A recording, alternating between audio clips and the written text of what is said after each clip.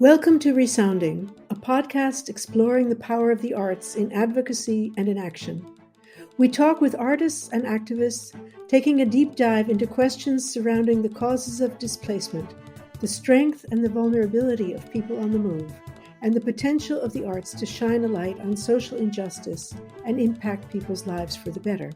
My name is Laura Hassler, and in this episode, I spoke to Yigit Aksakoglu, a social change activist from Turkey who is now devoting his efforts to assisting refugees and undocumented artists to find employment in the Netherlands with the organization Mahalle Art and Culture. In our conversations, we discussed the challenges of balancing a life of professional advocacy and political activism and the vital need for increased support for refugees. Mahalle is currently raising emergency funds for the victims of the earthquake in Turkey. You can find information on how to support it in the show notes of this episode.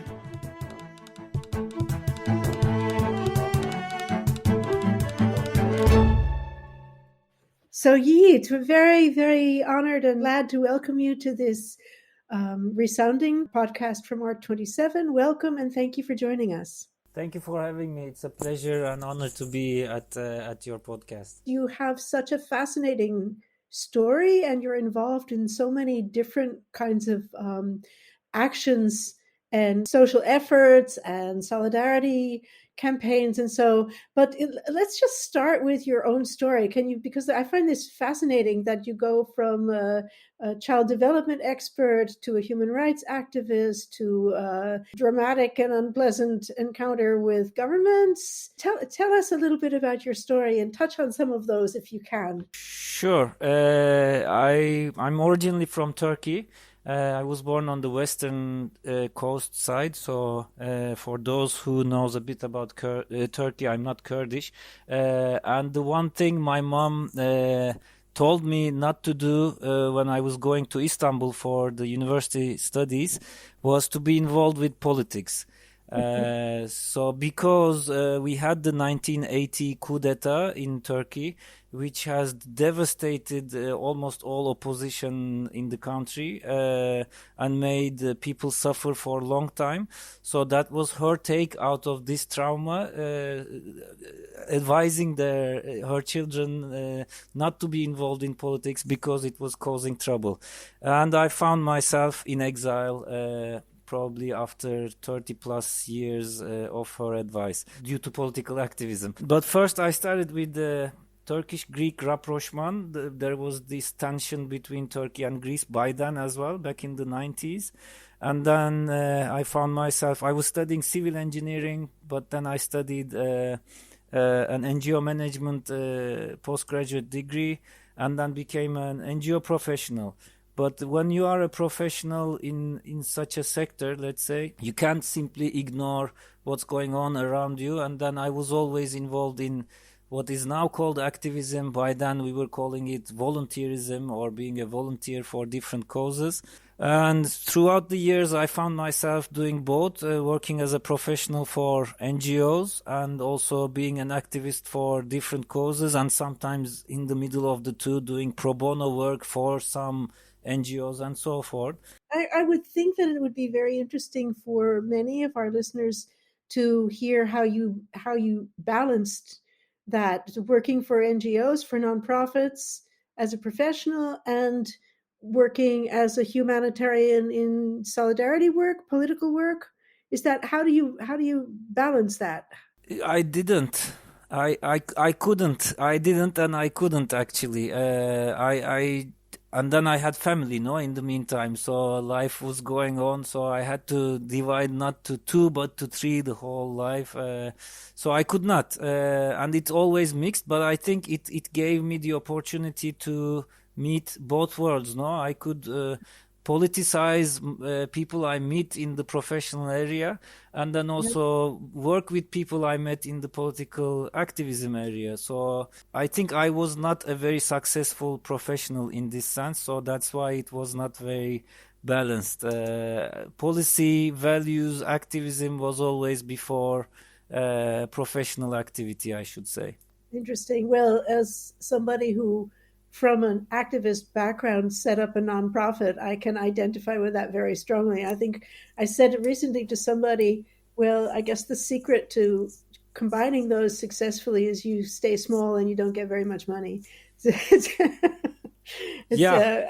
you really are outspoken and back to your own story, is this what got you in trouble? This is still a mystery. What got me in trouble? Because we're talking about sort of the overlap between activism and service, right? And you're talking about your life as partly working for nonprofits, partly working as a really political activist, and I think one of the things that is always surprising to many people is how arbitrary the consequences can be.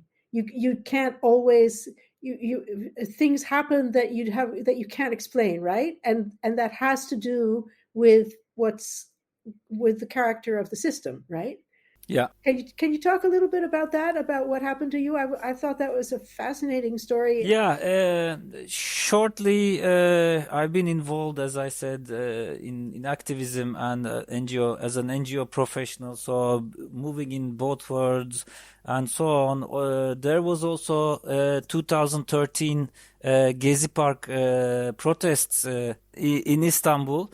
I was a part of this protest movement, first at the resistance and then in the occupation of the park. But as we all know, there are no leaders of such social movements.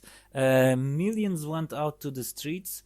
In 80 cities in Turkey, there are 81 cities, so it's like 80 cities, millions out, and then thousands occupied the park for days, for 15 days actually. But then suddenly, 5 years after the event, the Gezi Park protest was in 2013, and in 2018 November, just police knocked on the door 6 a.m. in the morning, and then they said there is an ongoing interrogation or a case being prepared. And so I was detained with, I think, some 15, 16 other people. Some of them I knew from the field, from activism or from the sector, NGO sector. Some of them I knew by name only. Some of them I never met in my life. So then there was already Osman Kavala, who is a prominent philanthropist, activist, also cultural activist in Turkey, who was already in prison for a year by then. He is unfortunately still in prison. He's now for 6 years in the same prison. So we were taken to his case actually. That's why I called it by then Kavala case instead of Gezi case, because the government had to justify somehow keeping Osman Kavala in prison alone for such a large social movement. Therefore, they came up with the new script. Let's say all those people supported him actually, but I didn't even know Osman Kavala personally before getting in prison. So I ended up in prison in 2 days after the detention, after arrest, let's say, and then they kept me 7.5 months in pre-trial detention. The indictment came on the 4th or 5th month of my imprisonment. It was a total farce. There was no evidence, nothing, not even cause and effect relations were, tried to be maintained. And I explained it with the book of my 3-year-old daughter, like she was making up as if she is reading a book, taking it out from a non-existing bag and reading a non-existing book talking about a blue lion. So I called it like, this is as true, as real as the blue lion in my daughter's book. Like, there is no such thing. There is no evidence. There's no linkages. There is nothing that you can claim. But then prosecutor was generous enough to ask for aggravated lifetime imprisonment for myself, another co-defendant, and Osman Kavala. And 2 weeks after, the committee of judges decided to acquit us all suddenly. So we were acquitted. They kept back Osman Kavala again with another charge. He couldn't even leave the prison. And then I came here March 2020. By then, my employer was here. And then they reopened the case. And last April 2020, I wasn't there, but all my co-defendants who were in the room got imprisoned immediately with 18 years of imprisonment, and Osman Kavala aggravated lifetime verdict. Most of us expect that nothing's gonna change unless the government changes in Turkey, because this is not a legal case, but a political one, a highly political one, and it's a gathering. It gives very terrorizing messages to the civil society in Turkey, to the arts and culture sector in Turkey, but also as Osman Kavala being a businessman, first of all, and coming from a business family, it's giving quite a good message to the business people as well in Turkey of not raising voices, of critical voices, of not raising opposition. So this is my personal story. Is really intended to scare people and to silence any kind of critical voices, whether from the arts community or the civil society or business or anything. So it's in some ways similar to the Julian Assange case in that case, to silence journalists in the West, and they're the US and the UK working on that. So that's and I think that it's interesting to me to because you mentioned the arts sector. In what way is this discouraging the arts sector in Turkey, would you say? He was mainly accused of founding Anadolu Kultur, which is an arts and culture institution trying to develop arts and culture in the Anatolia, or so, other than the big cities in Turkey. So they keep on saying head of Anadolu Kultur, and so there is this part.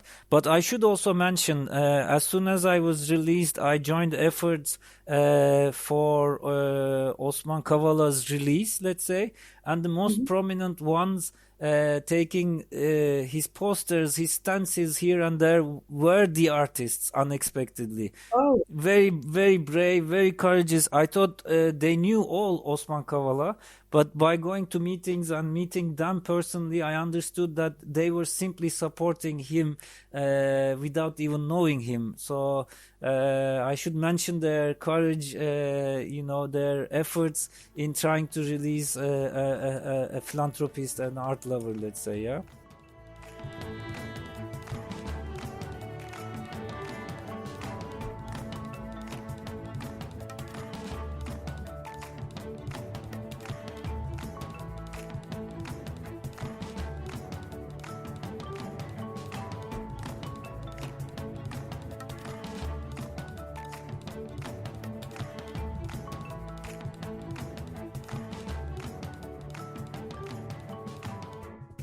Yeah. Wow.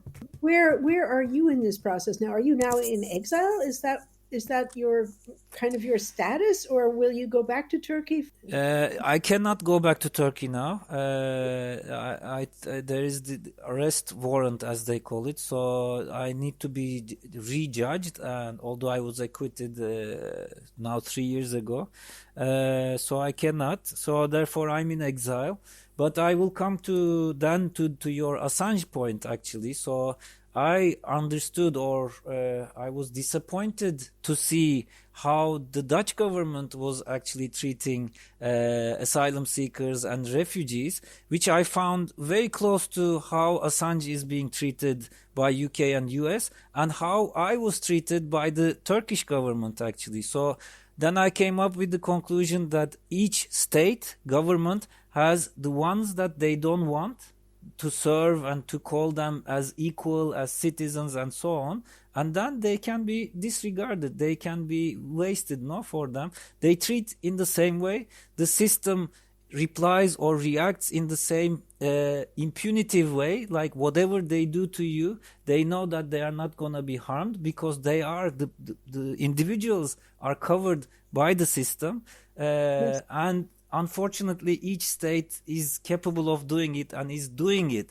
So whenever I say this now here in the Netherlands to mostly my Dutch friends, they are shocked because they think this is an egalitarian, a democratic, and this and that society, government, state, and so on. But unfortunately, it is not. It's not at all. If you look at the whole asylum process and policy, and this is decades. This is going back decades. Yes. That not only does it discriminate against people from most countries where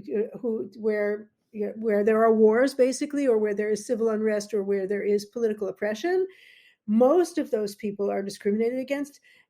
Not and then we have the Ukraine war, where there are, you could say, white Western refugees, and they are embraced fully, and their story is fully believed and fully embraced, and they're given every chance, while people from Middle East, Africa, Asia, who arrive here are stuck in the mud into apple. That is absolutely true. And I think it's not only, and we're seeing a lot of this it's not just the Netherlands, it's all through Western Europe, is also that people who have been forced to leave their countries, I mean, nobody leaves because you want to, right? That they're also being used as a scapegoat for everything. So I heard about a program on Netherlands TV the other night, I didn't see it, in which asylum seekers were being somehow also blamed for not only the housing shortage, or that people can't get jobs, or whatever else are the kind of the traditional things, but being connected in one sentence with the earthquakes in Groningen, where because of gas and oil drilling, people got cracks in their houses and things like that. But we have asylum seekers to blame. So this is just old. This is the oldest trick in the book, right? Is to marginalize people and then in the narrative blame them for any social ills that you want, and distract the larger population from the actual issues, or who is actually behind all of these injustices. And that was actually the reason that we started Art 27, was to raise the voice of artists against this kind of systemic injustice. Yeah. Throughout Europe, but much wider, of course, because we're seeing this we're seeing this where the UK is deporting people to, or wants to deport people to, Rwanda, and then Denmark has picked up on this, and now Holland is even talking about this. You see it in the US, where this so-called threat of migrants at the southern border is being blown into a huge political issue, where people are escaping the consequences of colonialism and neocolonialism. That's what they're trying to escape from: violence and the loss of land and poverty and all of those things. And I think it's very important to give artists voices in these, because these are global issues, and these are global issues about control and about distribution of resources. And so how do we do that, and how do we make it real? And can you talk a little bit about Mahalle, your organization for artists? Yeah. I couldn't stop taking notes. I have few points to make after all you said. First, when I came here, I heard from compassionate Dutch people towards refugees that yes, refugees are welcome, but we have an absorption capacity. No, that was the most liberal thing I could hear from white Dutch people.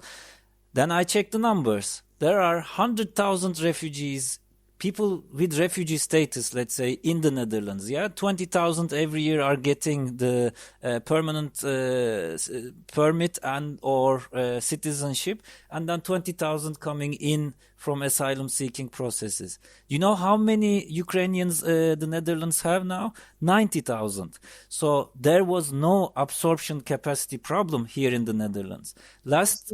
last summer, when 700 people had to sleep outside Terapel, which is the main asylum seeking center here, 700, the whole Dutch government with billions of GDP or $48,000 per capita GDP could not provide shelter for 700 people. Can we believe into that? Is this a shame for the government, or this is a political decision? It was a political decision. Third, we're talking about people escaping war, etc., etc. Do we not have a stake in these wars? Those Afghans who are here because NATO, including Turkey and the Netherlands, invaded their country for 20 years and was shameless to leave even the translators, people they work together in the field, they dumped them into a risk of being killed, not only them, but also their families. This is what we did to Afghans. So whenever we see an Afghan, we should start by saying, I'm sorry for what we did to you. I apologize. Yes. Exactly. Instead of saying, you're a refugee, you're not wanted here, we raise walls in Greece, in Poland, and so on. We let people die in Poland-Belarus border. We let them die. Or in the Mediterranean, just yesterday, was it? Or, I mean, horrible. It's horrible. Yes. And so, well, here's another question then, Yigit. I mean, we agree on these things, and I was on what I refer to as a rant myself the other day within a group where we were talking about our program, which is called Welcome Notes, where we're going with musicians to places where people are kind of stuck and trying to give, just for the children or the families or whatever, just an hour of release, of reprieve, of where you're not alone. A little bit of joy for the kids and that kind of thing. And he said to me, Laura, hold on to your sacred rage. You know, I love this term, this sacred rage. And then to me, kind of the audacity of the arts, of combining that and something that I would call radical love. Those three. Can we make something out of that, and can we keep our hope alive in doing that? No, you're very right. I get excited, and yes, it's good to call it a sacred rage, but we need to hold our horses. I agree to that. I'll combine this question with Mahalle and how I ended up with it too. So by 2020 summer, I saw Altın Gün's concert advertisement on the internet. I don't know if you know Altın Gün, but it's a Turkish-Dutch band, a mix, and then they play in a funky way old Turkish tunes, let's say, and it's very inviting for me. I like the music, so I went there just to enjoy a bit of good music and good time and so on. It was open air here in The Hague in Zuiderpark. I was sipping my beer, but then by the music or the songs went on and on, I started to see blonde Dutch people trying to dance in the traditional Turkish way with their music. And later on, in some songs, they were trying to sing along with the singer in Turkish. So I thought, no political movement can force these people to try to dance in this way or to try to sing in a language that they have no idea about. So I thought there is value in arts and culture in not only empowering the ones performing, but also the audience is being highly influenced and can shift their minds. It's being part of exposed to a larger world that what we are exposed on a daily basis. So that's why I decided to establish what I called Mahalle Art and Culture, to try to provide employment opportunities for artists with a refugee, asylum seeking and paperless background.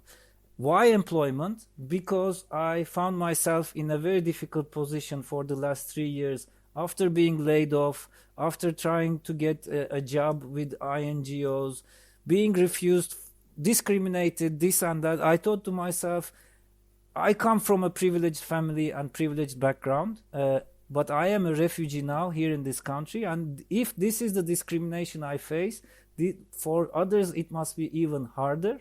So there must be ways to fix the system, but not the refugees.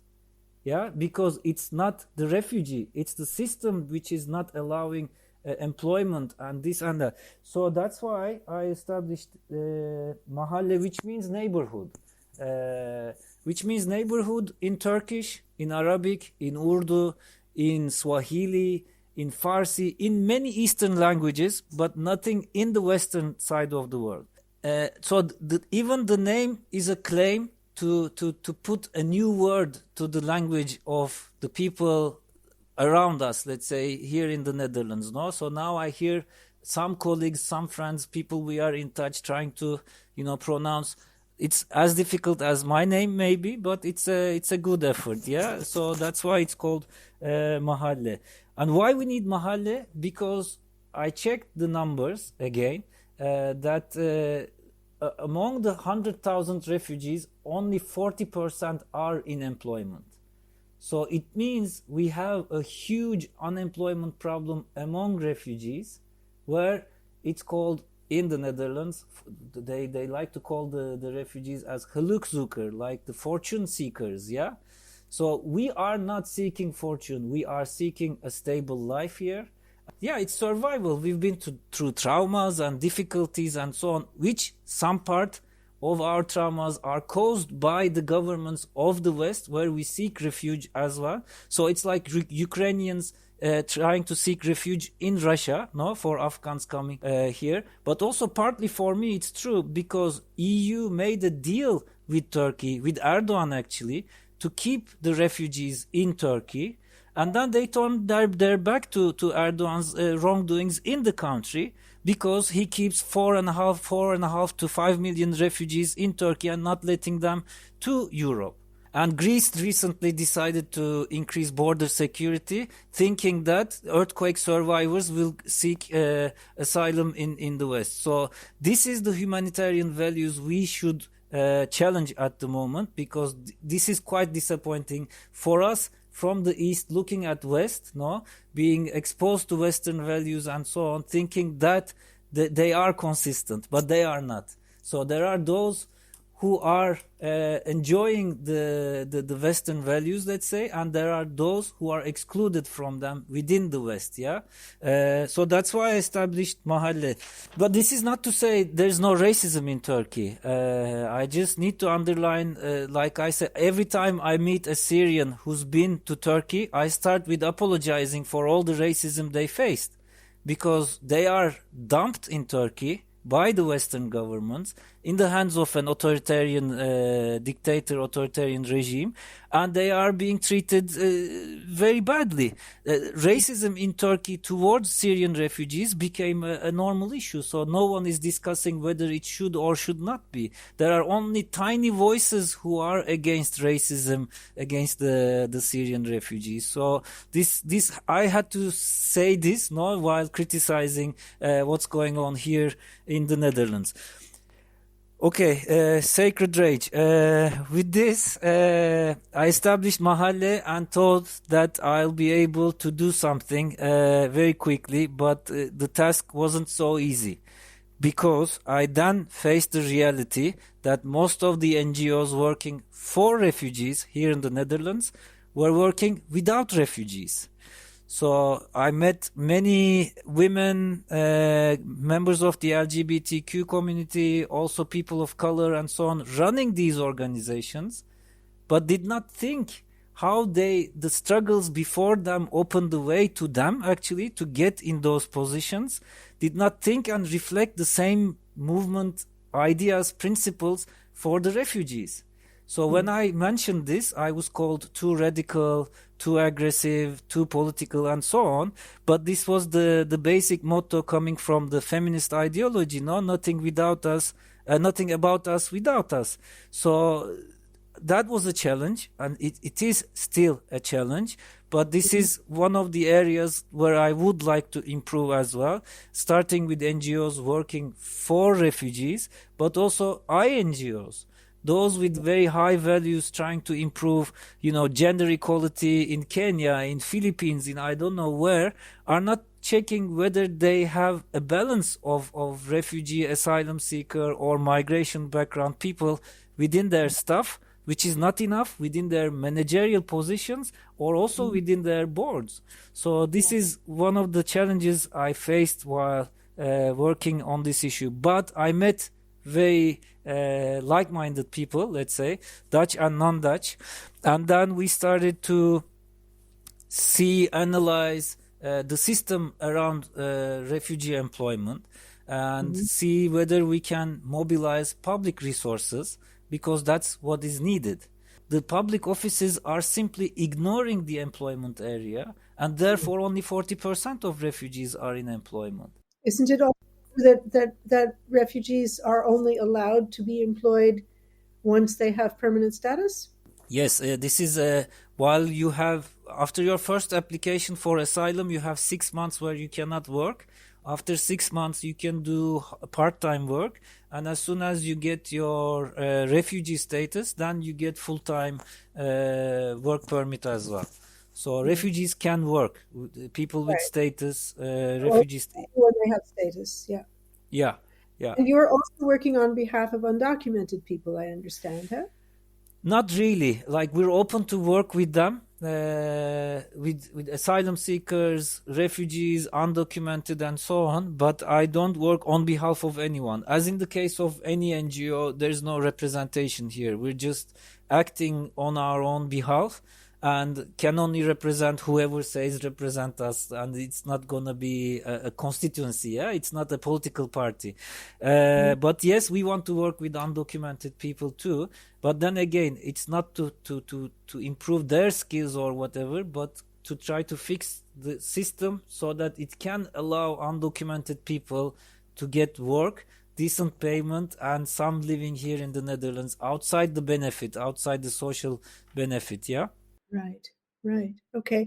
And can you share with us and with our audience any calls to action, any things you would like people to do in response to either for Mahalle, for this new campaign that you're putting out there, and also your efforts on behalf of people who have suffered because of the recent earthquakes? Both of those. Yes. Can you tell us where we can send people?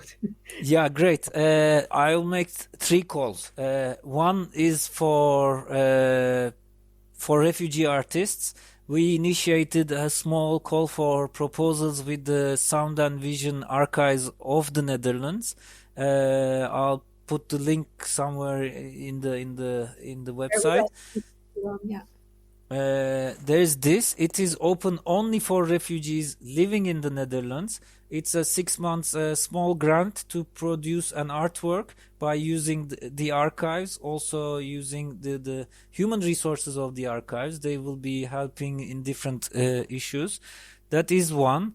Second, we are developing a program to implement in the camps on music making, on electronic music making, actually, digital music making, not electronic. So we're looking for volunteers, activists, and professionals, and so on, to develop the idea and to implement it. We're going to try to replicate an existing program implemented elsewhere, not to refugees, and we're going to try to adapt it for the camps and for refugees. And third, as you said, on 6th of February, 2 earthquakes hit mainly Turkey, but the region around Turkey, and more than 50,000 people, both in Turkey and Syria, died, and millions are displaced, and there is a huge need for political action to show solidarity and support with these people. There are many efforts which I really appreciate to mobilize funds, especially coming from the artist community. I get to see events here and there in the last couple of weeks, but this is not tomorrow's need. This is not next week's need. The need for support will be there for the next decade. The need for financial support will reach up to billions. So we need to establish long-term sustainable solidarity links with the people in the field, and especially with the refugees, Syrian refugees in Turkey, and also internally displaced people in Syria, because they've been first struck by the war for 12 years, And now with the earthquake, and add to that the daily racism of Turkish people towards them and so on. So we should start by finding ways to support them in a longer term. So for that, we thought we opened a call for we opened a campaign calling the Dutch government to facilitate visa application process. We also ask for fastening the family reunification processes, because there are people here, Syrians and citizens of Turkey with status, with refugee status, where they applied for family reunification. This is done only a matter of some people checking their cases and giving priority for them so that they can quickly join their families.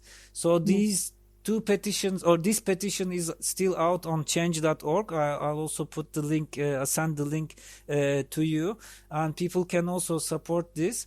And I believe this is important to start a European-wide movement around these issues as well, because we can do a lot on a political basis for people in need as earthquake survivors and victims. And if we are together, we'll have a larger effect as well. If the visa facility comes from all European Union countries, or demand comes from refugees and refugee allies from all European Union countries, then it's going to be something else than singled out countries doing such things. If family reunification is a demand coming from all refugees located in Europe, then it's going to be a stronger demand. So therefore, we seek support and assistance of artists in those issues to immediately mobilize resources, so that we can mobilize larger resources and not only people's donations and charity in this sense, but mobilize political resources. Yigit, can you also tell us something about this new project to produce a graphic novel? That's also very interesting. Yes, I was an admirer of graphic novels, thanks to my wife, actually. She introduced me to the world of graphic novels, coming mostly to Franco-Belge, as they call the novel style. And then there is this graphic journalistic style as well, which I explored in time. So I was an admirer, but totally untalented to draw anything and so on. I took notes of how a prison functions while in prison. I had plenty of time, so I wanted to be useful as well, because you were learning by doing, or from neighbors by hearing and so on. So I took note of everything about how it functions, like how you send a letter, how you go on see your relatives, how you make a phone call, what are the steps you shouldn't forget when you make shopping, and so on and so forth. So all those details of the bureaucracy. And then upon my release, I added some personal notes, like short stories about these functionings, like how I found out, or a story that happened about this issue. And then I seek, I searched for a good illustrator and some funding, and it took me years to find both. But now I'm working with a very talented and experienced group of illustrators from Turkey. And this is gonna be our first publication from Mahalle. It's gonna be in English and German, published in collaboration with the German publishing house. So the idea, since I found all the funding for it, the idea is to divert the income coming from the sales and reproduction rights in different languages to publish another book, another graphic novel about refugees, migration, or by refugees and migrants and so on. So the idea is to publish hopefully one or two books a year in graphic novel format coming from refugees, or about refugees, about migration and so on. So this is also a work in progress, but I'm very much looking forward for the next book, not this one. Now I see it now almost done. When it's published, please let us know where people can find it and order it, and then we can do our best to put that out on our social media. That would be channels. great. Thank you very much. Thank you very much. Yeah. Thank you so much for this conversation, Yigit. We will publish those links and, of course, look forward to a continued conversation. Thank you very much. It's been great to talk to you, and thank you very much for providing the space. Thanks. Okay. Thank you for all your work and your efforts. Beautiful. ReSounding is brought to you by the Art27 Network, a network of like-minded initiatives using art and culture to respond to the ongoing crisis of displacement of human beings in Europe and around the world. To find out more and to join our growing network, you can visit our website, art27.art, or follow us on Facebook at art27. This podcast was produced and edited by Ed Holland. The theme tune was written by Matteo Gallesi in collaboration with Synca. Thank you for listening.